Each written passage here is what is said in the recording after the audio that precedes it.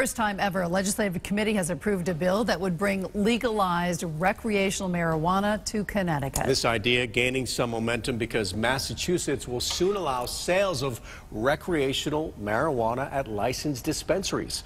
Chief political correspondent Mark Davis joining us live with more on this tonight. Good evening, Mark. Hi, Scott and Ann. Good evening, everyone from the Hartford newsroom. The vote in the Appropriations Committee was 27-24 to move forward on this. 4 legislative committees debated this issue this spring, and this is the only one to give legal pot the green light.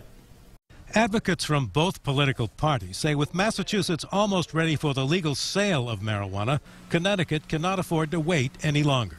The more we wait to do that, potentially our revenues could decrease if people are used to traveling to a certain location or business outside of Connecticut. The reality is that marijuana should be legalized, heavily regulated, and taxed the way we do with other substances like alcohol and tobacco.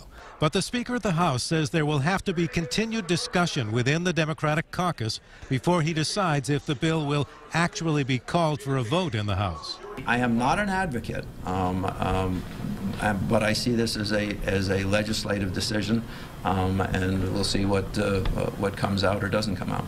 The governor continues to make it clear that he does not think legalizing recreational marijuana is a good idea, but is not standing in the way, and even included it in his own budget proposal as a possible option to raise money. A legal marijuana plan would in fact require the employment of additional individuals.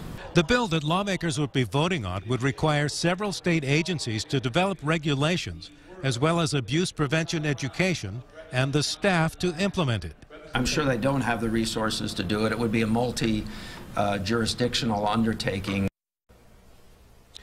Now, one estimate says that if Connecticut were to adopt the Colorado marijuana legalization model, it could generate between $60 and $100 million a year in tax revenue for the state.